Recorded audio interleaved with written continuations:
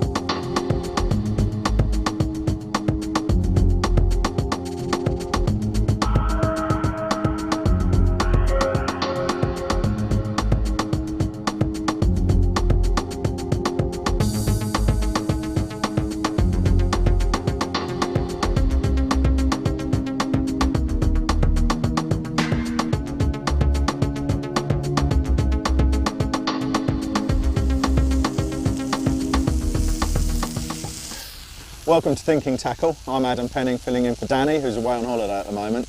It's probably a lot nicer where he is. Autumn's definitely arrived. It's been quite cold.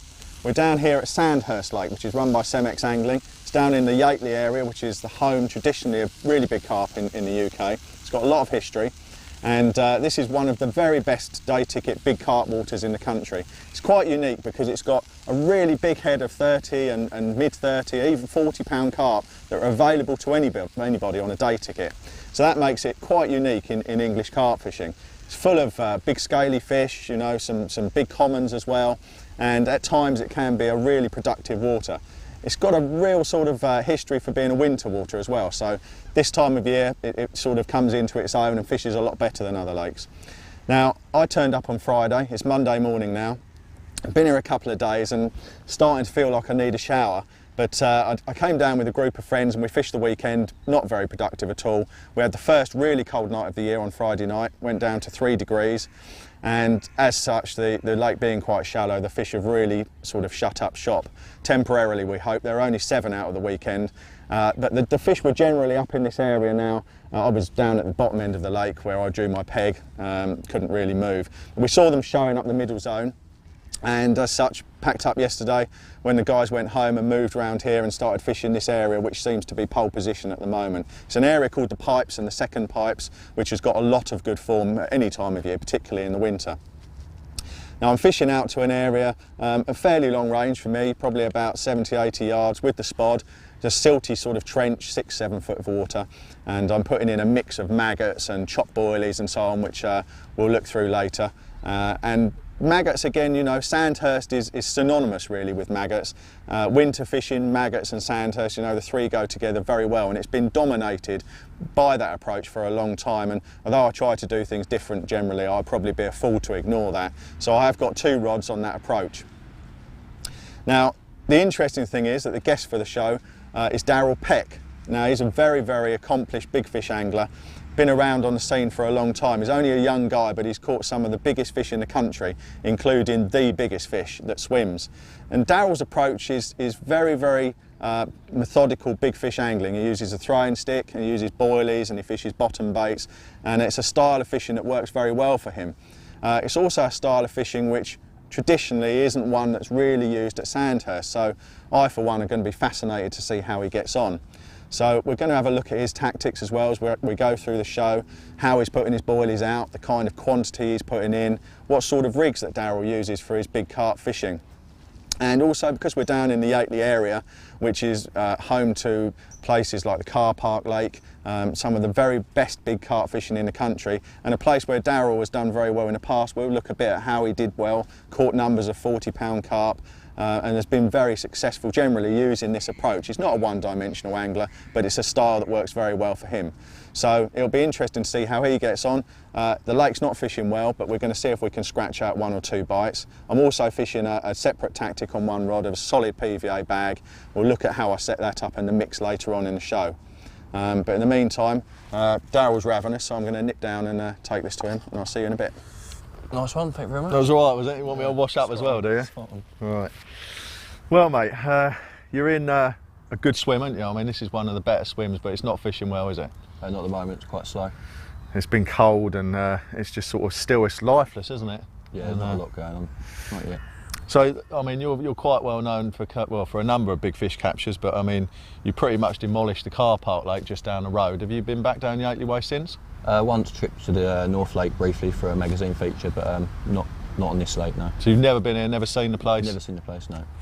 So did that mean did you do a bit of homework, or do you just turn up?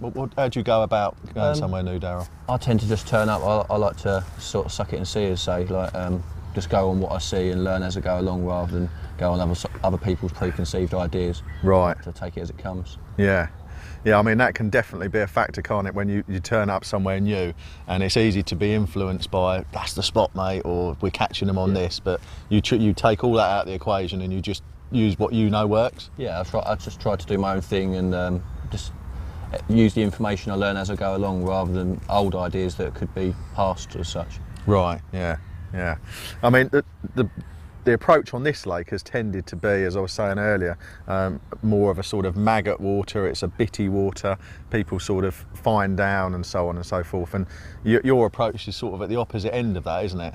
Yeah, I'm going to use boilies because that's how I generally touch fish. But if it doesn't work, then I'm not going to stay doing it wrong. I'll change and go with what looks to be the right thing. Right. They're big carp in here, and hopefully they'll like boilies. Do you tend to find, or have you found in your fishing in the past, that you've had to, in the end, be flexible and try something different, or do you usually find that it does work for you everywhere you go? Generally it does work, but it helps to be flexible. You can't just say, I'm going to do this and this is how it's going to work. I'm always adaptable and adapt to what's going on around me. Yeah, that's a good point actually, Darryl, and it's one that I was thinking about. I used boilies for the first night or two. It's difficult to prove whether or not they were going to work because the lake's been fishing so terribly, but you know, it's a big carp, you know, a 35-pound carp. They like boilies, don't they? They do, they're definitely. It's a proper meal for them, rather than scratching around for a little bit of this, a little bit of that. Yeah. Sorry. Hey, well, that's right in front of you, mate. That was.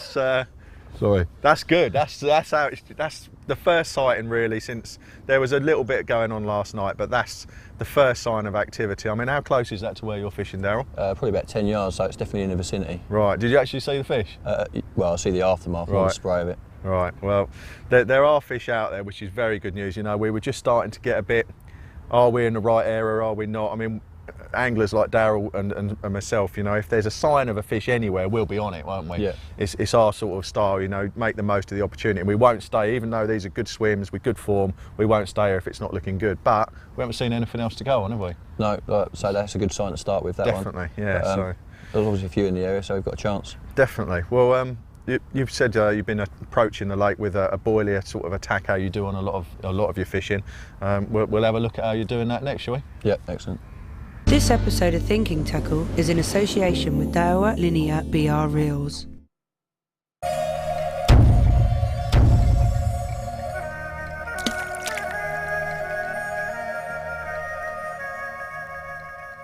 Right, mate, I just want to have a little look at the gear you're using, the gear you use for all your carp fishing. You just have one set of rods and one set of reels? Yeah, just... What are you on? Well, they're Infinities, 3 1/4 test curve, 12 foot.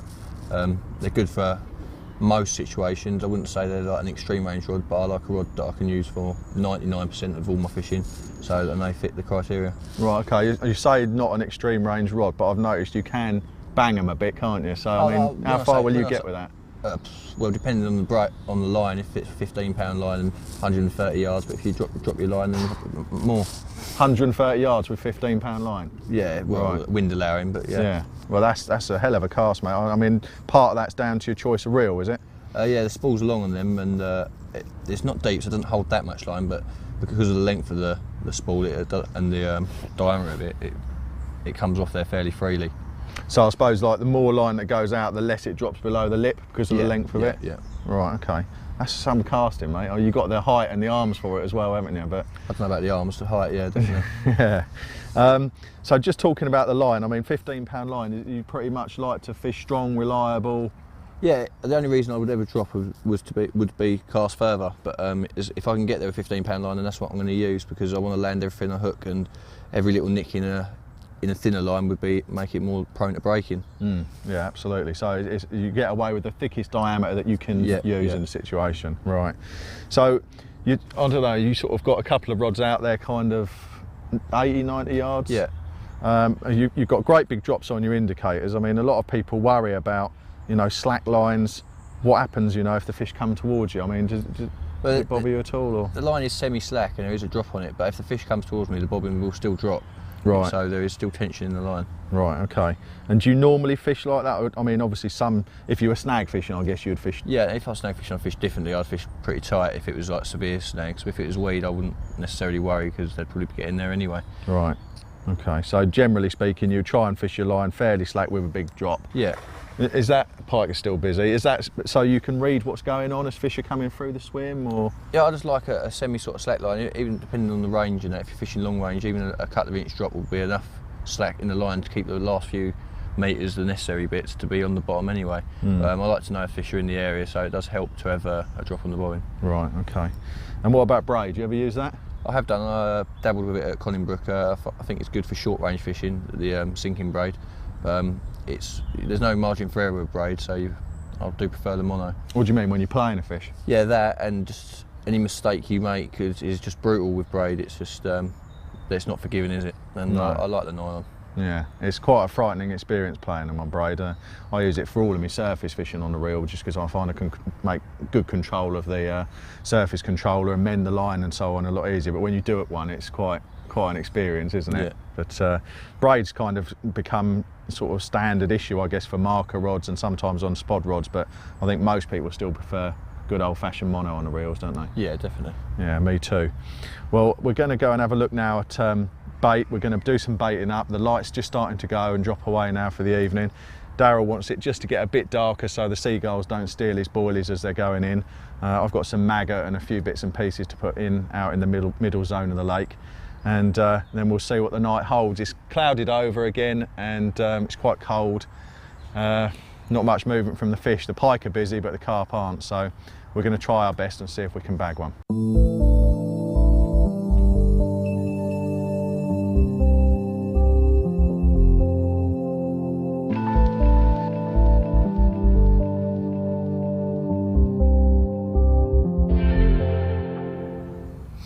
What I like about your style of fishing, Daryl, is it's quite simple and straightforward, and nowadays everyone seems to be faffing around with spods and bits of plastic and bags and all kinds of things, whereas you're sort of straight down the line, aren't you? And this carrier bag and what have you pretty much sums up you and bait, doesn't it?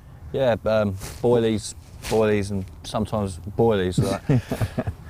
So you've got an easy stick, a catapult and some boilies, and you'd be happy to take that anywhere. Yeah, it suits the sort of fishing I do, that I'm generally looking to move on whatever's going on, and spotting and marker floating doesn't always go well with what I'm doing. So I tend to stick with boilies. Obviously, I will try other things, but this is my first port of call when I'm going to a new venue. Right. When you say that spodding and marker floating don't sort of fit in with what you're doing, what do you mean by that exactly?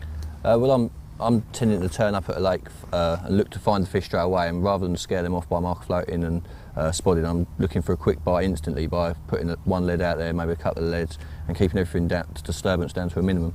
Right, okay. So these are activate boilies, aren't They are. 18 mil? Yeah. So when you turn up, I mean, I suppose it's venue dependent and how many fish you've got to go at, but most guys, I think, watching this, and myself included, a lot of people fish boilies and we fish one out the bag on a standard bottom bait rig, which is pretty much what you do, and we'll look at your rigs later.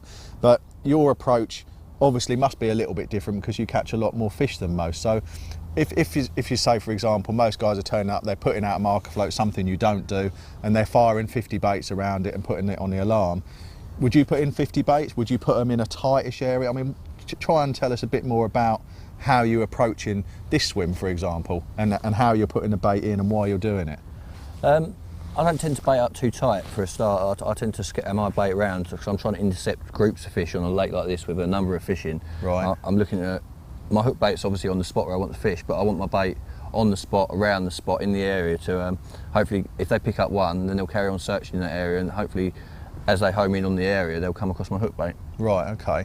And do you think that's an advantage on a venue like this? And I know you obviously, you said earlier, you did well on a car park lake, which is like this venue, uses bait boats a lot. So do you think your approach, pike are still crashing into the fry down there, do you think that your approach of spreading it when people are using bait boats is an advantage as well? If people are using bait boats, and a pile of bait in a concentrated area is a devastating method that will work instantly. But once it's been done to any degree, then it becomes dangerous to the fish and they associate it with trouble. So I tend to scatter my bait out, so there is no trap as such. Boilies get fired out, misfired out into the lake, and a lesser concentration is less scary for them, I think.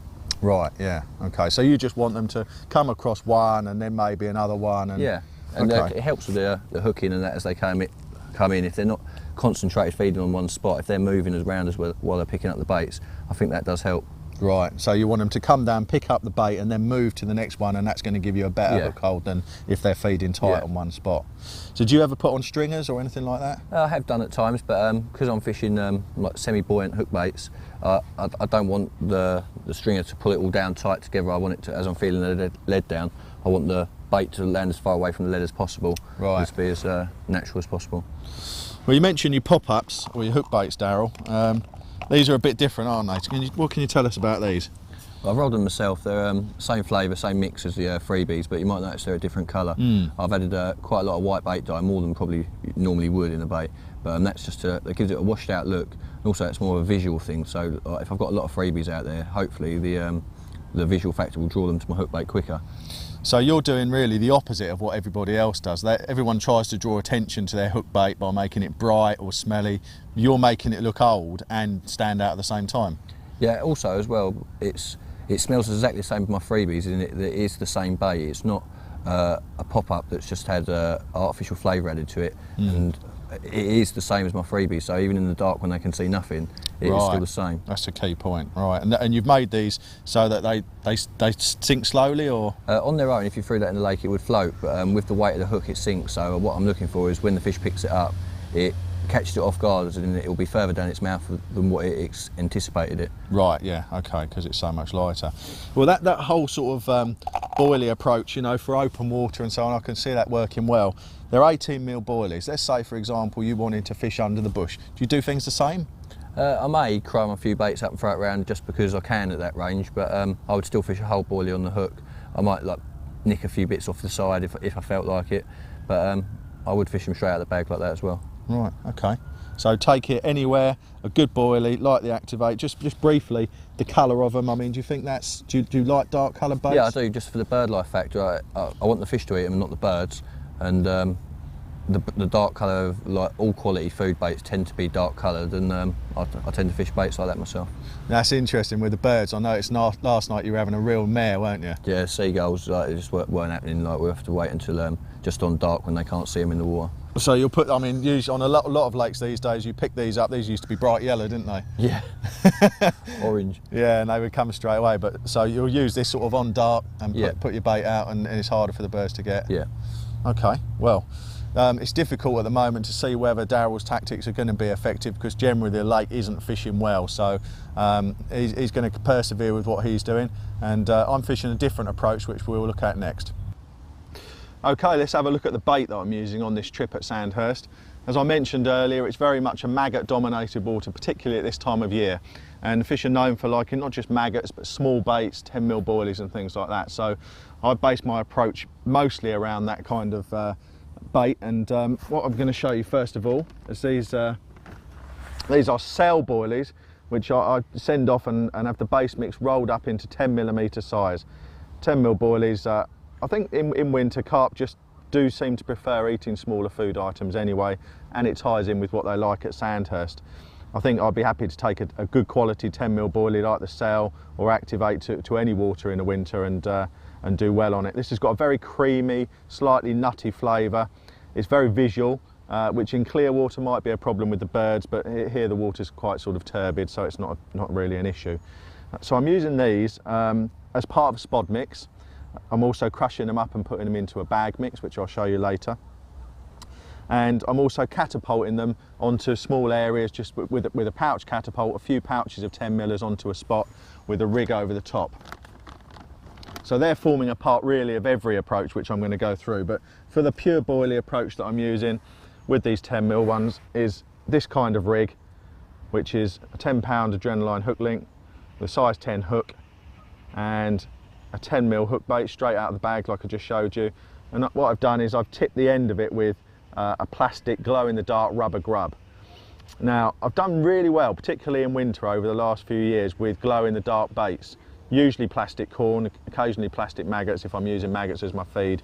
It just gives the bait a different texture, a different look, and on a dark night these stand out really, really well. And I fish them against baits which aren't tipped with glow-in-the-dark plastic, and they seem to outscore. So usually in the winter I'll have something like that on. So I'm using a longish rig, again a small size 10 hook, very simple, just knotless knotted, nice and supple. I tend to find also that fishing fine in the winter, obviously you need to be sensible, but using as light a line and as small a hook as you can sensibly get away with will always get you more bites.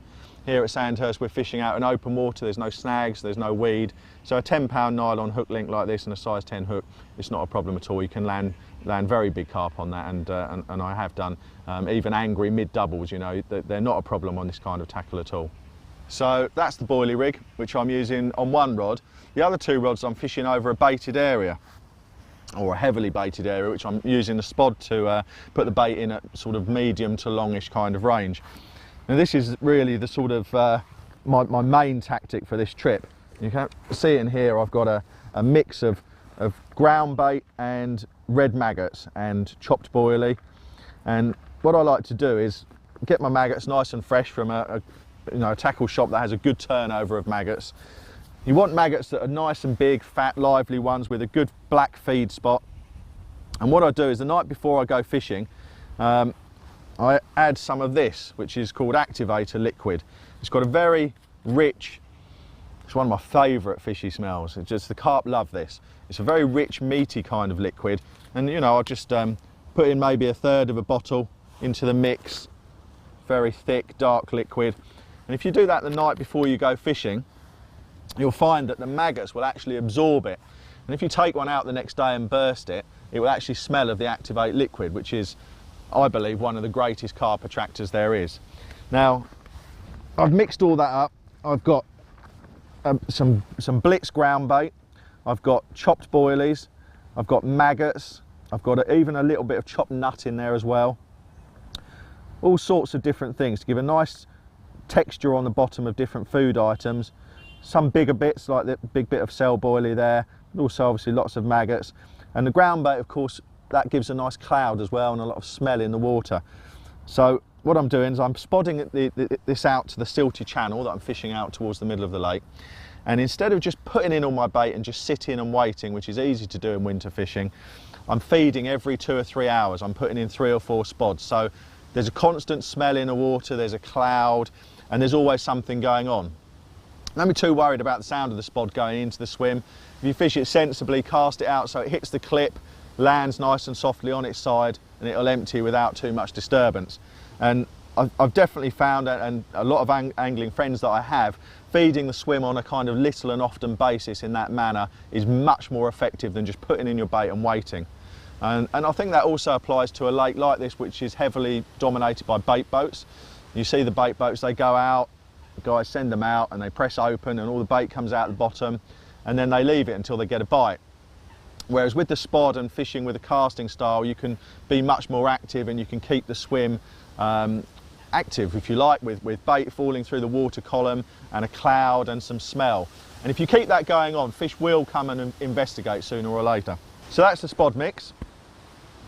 The final thing that I'm doing, let's just move that.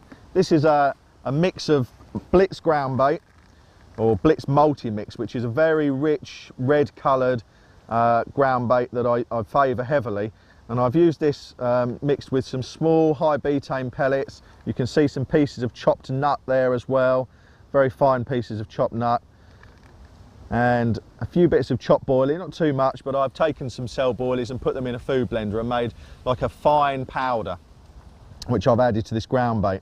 I've added some Activate liquid again to this, and I've also added the brine from some tins of tuna. So there's a lot going on in there, and this is used, basically I'm using it in two different methods. One, I'm using it to plug the spod, because when I'm casting out the spod full of these maggots and bits of boilie and so on, I don't want a load of it coming out the back and falling short, which you commonly get with a spod. So I'm filling it up with the maggots, and then I'm plugging it with a small plug at the end of this ground bait. And that adds to the cloud in the water and stops any bait loss in flight. What I'm also doing is making up very, very, very small little PVA bags like this. Because I'm fishing at quite long range, I want them really, really small, just to give a bit of smell to the area and also to stop tangles. And I'm hooking them onto the rig straight on, not threaded on. And I can show you, this is the rig that I'm using for fishing over the spotted area. It's just a lead on a clip, 3-ounce lead, again long mono hook link, 10 pound, small piece of putty in the middle there just to keep it all on the bottom.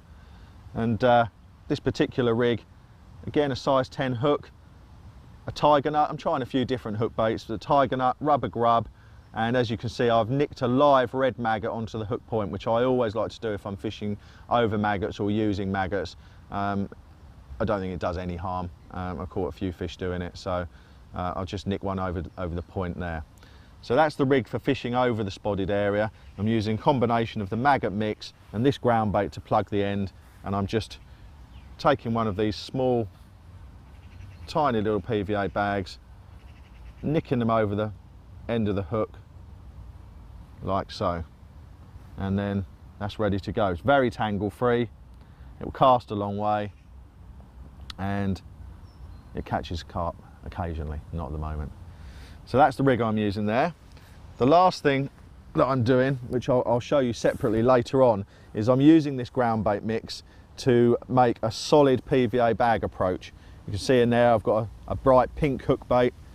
Solid PVA bags are quite underused still, I think, these days, and you can present a very, very compact patch of bait with the rig enclosed, and it will cast. If you make them in the manner that I do, which I'll show you later on, you can cast these a very, very long way indeed.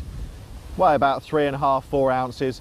They can be cast on most types of tackle, and that's a rig that I'm using on one of my roving rods. If I see a fish show or something like that, I'll cast one of these to the area.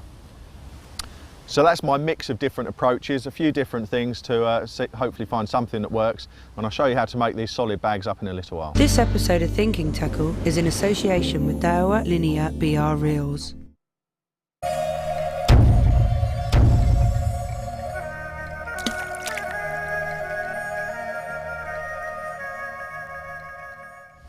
Well, here's the bit I've really been looking forward to. As I mentioned to you earlier, Darrell's caught a huge number of big carp, and it's worth pointing out he's not a full-time angler, he has got a job, and he's fished some of the hardest lakes in the country and uses, you know, very, very few rigs indeed.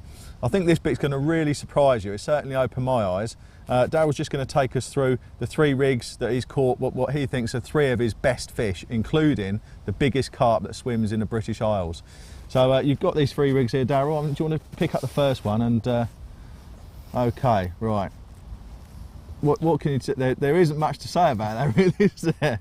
So tell us, what's going on here, and what did you catch on this rig, Darrell? Well, I caught Arthur out the Carp Lake on this at 48 pound. Everyone says that it's a really difficult lake and that you have to use super rigs and that. But that's right, yeah. To be honest, this proves that can't be further from the truth. It doesn't get no simpler than that. It's a strong, reliable braid, the Supernatural in 20 pound, size 6 wide gape, right, to a 20mm bottom bait on a knotless knot. It doesn't get any. It doesn't get any plainer than that. So why are you using? So there's no shrink tube. There's no. I think it's worth pointing out. You know, a lot of people who buy the magazines and who are watching this show, perhaps. So everybody thinks that guys like you have a secret weapon, a secret rig, or a secret bait, but you haven't. It's plain simple, isn't it? Yeah, it is. Basically, it's just strong, reliable components that if I hook one and I want to land it, and this is doing that for me, I don't need any super rig to turn, flip and catch it. Right. This is going to do what I want it to do, and So that's a good point there, Daryl. So what really, I mean, I've seen you fishing last night and so on, and you're really fastidious, fussy about how you get that rig cast and where it's going. Yep. And that's the more important thing, isn't it? Yeah, it's more important where I'm fishing in where the carp are, and how the rig goes out there. I like to see it in the air, not tangled, and it's all about how the lead touches bottom in comparison to what I know is out there. Right. And that's more important to me than what this is doing for me. Okay, so would you just said in comparison to the bottom, would you ever vary the length of that, shorten it or lengthen it? Or? Yeah, totally. Like if I'm fishing over really clean gravel like I was at Yateley, then 6-7 inches, 5 to 7 inches, it'd be good for most situations.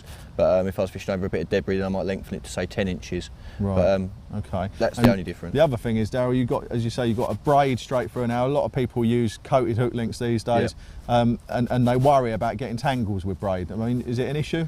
It would be, I think, if you're using sort of helicopter rigs and leg clips. I think you're more prone to tangles like that. But with an inline setup, and if you watch it, it does help to have a big bait on. Right. Because if that's like the heaviest end of your rig, and if that's swinging around, that keeps it away from the throws it away from the leader and the line. And if you can see that in the air, then you know you're not tangled. Yeah. Like.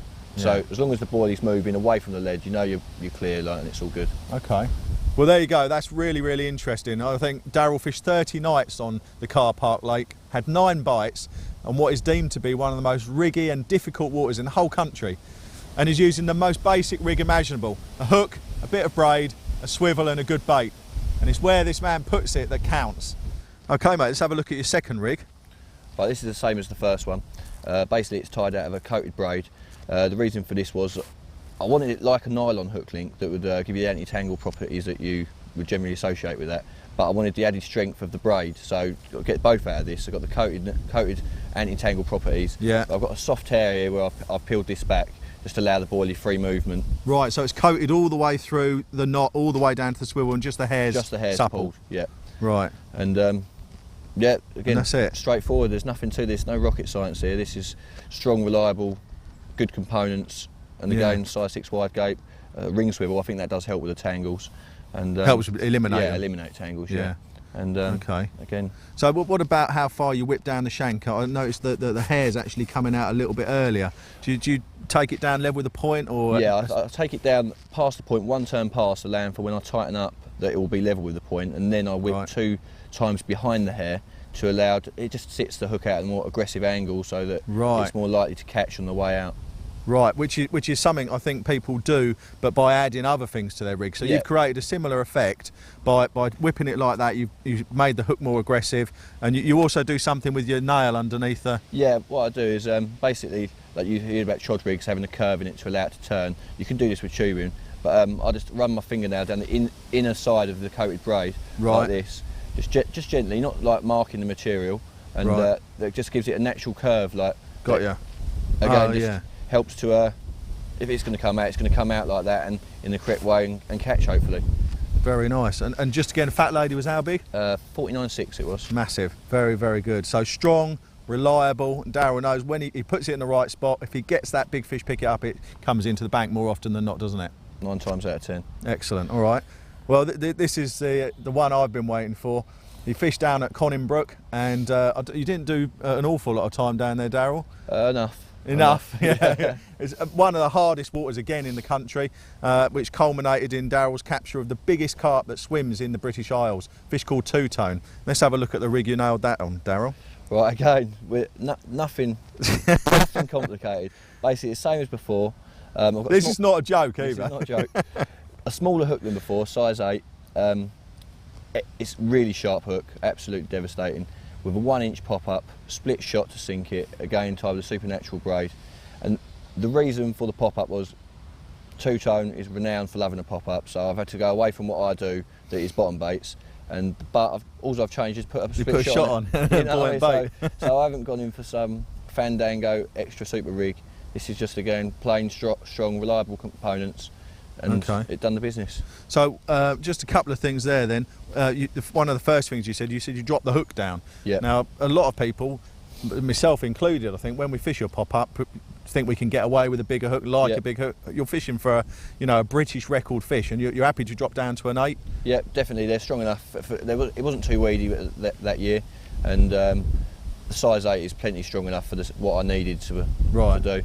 And because I had a 15mm bait on, I wanted to use a slightly smaller hook as opposed to like the 20mm that I've got here. Right. But, yeah. So just briefly tell us, was it a baited area you caught the fish from, or? No, I was already fishing, and first thing in the morning I saw a fish show.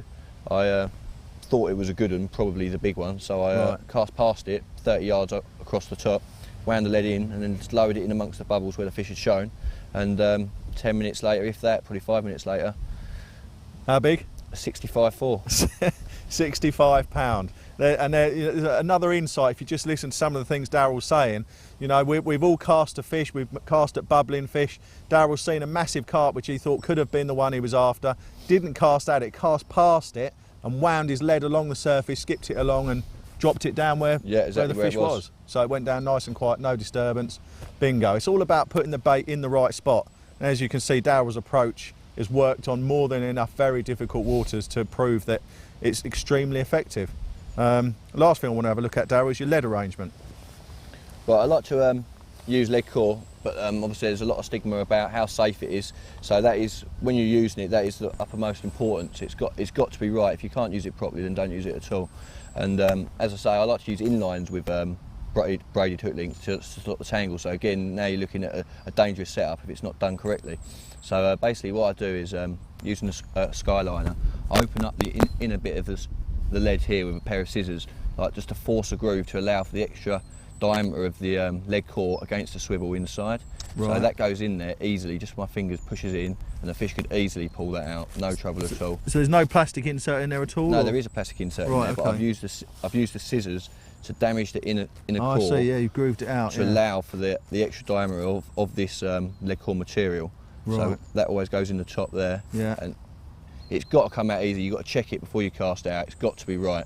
And basically I use a tail rubber, threaded down the lead core, and you push this over the hard insert, trapping the lead core against the side of the lead.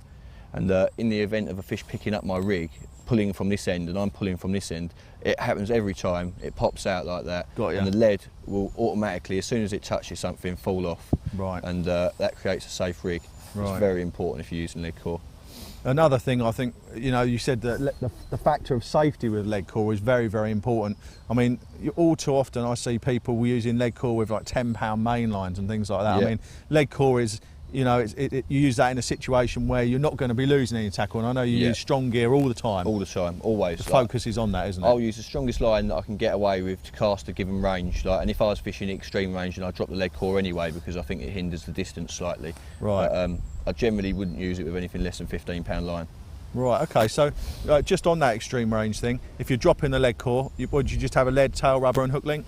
Or would you use something behind the lead? Sometimes I'd use tubing, depending on what sort. If I had to use a swivel lead to really get the range, and I still wanted to use the soft hook link, then I would use tubing to stop the tangles. Right. But if I was fishing, say, a rig like this, straight onto it, I could get away with a lead clip or a helicopter rig, so that I could get the extra range, and in which case I may or may not use tubing, depending on how I felt and what I was fishing over.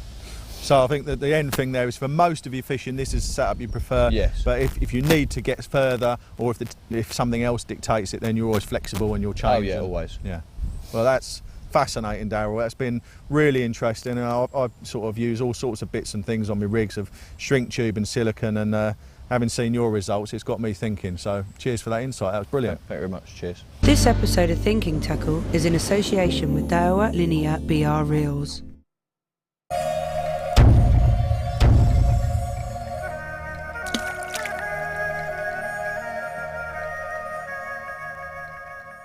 Over the last few months, I've been playing around with something a bit new and getting to grips with solid PVA bagging, and it's very, very effective. I've used it on a few other venues and caught a lot of fish doing it whilst I've been learning how to do it properly and finding little edges to improve it. And it's a tactic that I've kind of refined a little bit now. I was hoping to catch a fish on it here, but it's one of those sessions where nothing's been working, but it does work very, very well. And I want to show you how I make them up and the key things to remember when you're making them up, because a lot of people make mistakes with this. I did, and I'll show you the things that I learned that made it easier and more straightforward for me.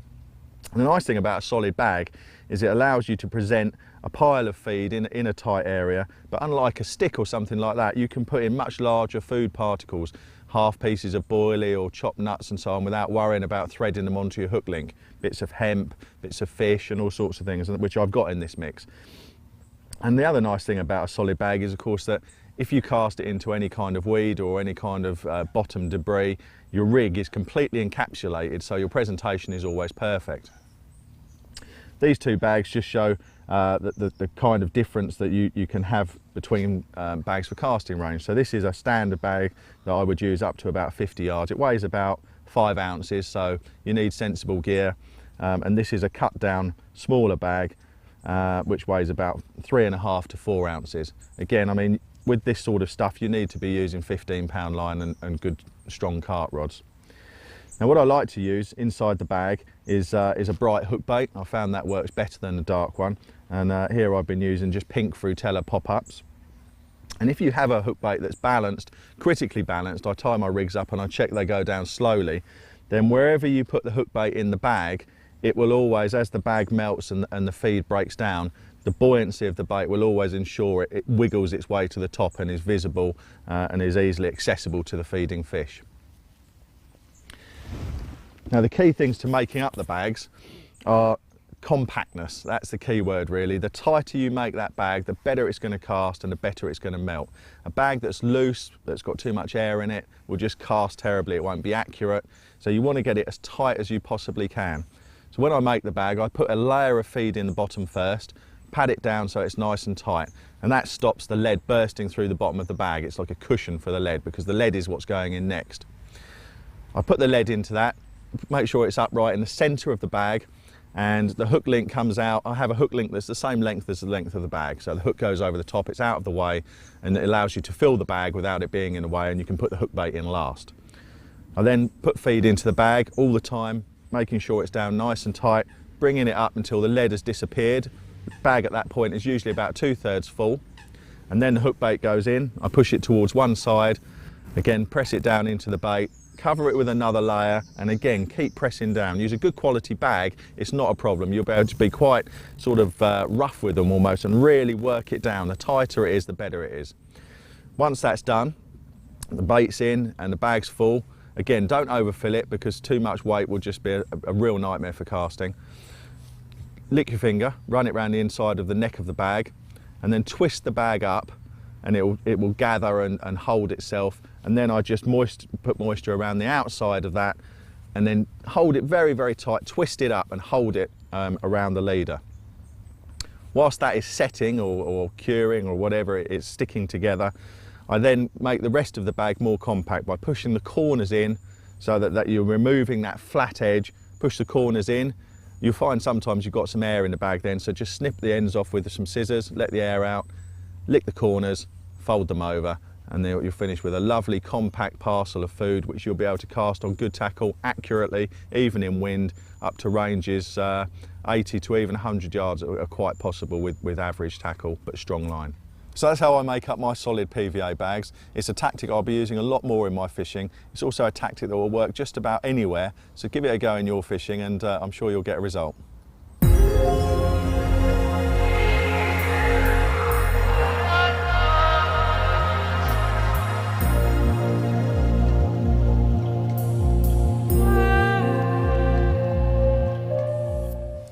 Right, we've been here 3 days. We haven't had anything. Yeah. We've tried everything. We've been on the fish. That is the most important thing in catching carp, is to be on them. So we've been on carp. Yeah, we have, mate. We've tried a variety of tactics, and it hasn't worked. We've tried a lot of different things actually, from zig rigs through to bit fishing, your boilie fishing, single bait, single pop-ups, single food baits, stringers. Like you say, I mean, we have been on the fish and we've tried everything, and I think, you know, we would have nicked one if they'd even been partially willing. And I mean, it's been busy, hasn't it? Yeah, there's been 15 people on here, and that's 45 lines, and there's been one bite in 3 days. So that just shows that the fish aren't feeding. Absolutely. If they were, there'd been more caught for the number of fish that are in the venue and how prolific it can be. Yeah, I mean, you probably fished places in the past, you know, I can think of one or two where, when I mean, we put our necks on the line a bit coming to a big fish venue like this, although it can be quite productive, big fish can be quite unpredictable, and you can probably think of places where certainly. they just shut up shop sometimes, and you know, it's the first cold snap we've had really has been recently, and it's a shallow water, and obviously that might have turned them off. That might be the reason for it, and maybe in a couple of weeks, once the weather's stabilised a bit, they might come on the feed again. Yeah, yeah. I think it would be, you know, even if you did have time, you know, we decided we're going to wrap this up, but I mean, if we had time to stay, you still wouldn't, would you? I mean, quite often as a carp angler, you think, oh, if I could hang on a bit, you know, I'd have one, but it's not the case. No. You just have to go home and leave it for a few days or a week or... Yeah. There's only been one guy that's caught, and out of 45 lines, he's obviously done well, so well done to him. Yeah, it's done well, certainly better than we have. Yeah, certainly. I think one fish out of a stock of several hundred, you know, if that's the mark of it, it shows that you know, whatever was going through that fish's head, it's not happening with the others. He obviously tempted it very well, but we haven't succeeded, and we're going to take advantage of the breaking weather and the sunshine. The kit's dried out. We'll start breaking the camp down, and should we go and console ourselves in female company this evening? That sounds like a good idea to me. That's the plan. All right. Well, that's it from us. We're going to do one. Thanks very much to my guest, Darrell Peck, who can always catch them from anywhere. It just hasn't been on this occasion. And we'll see you again another time.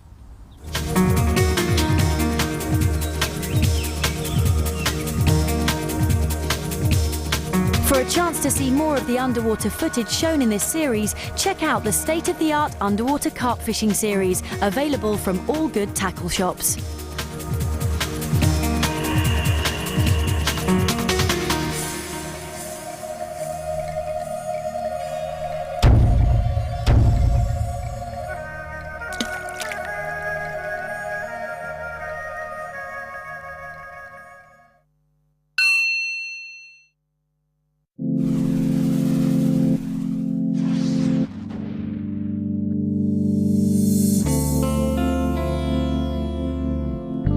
This episode of Thinking Tackle is in association with Daryl Linear BR Reels.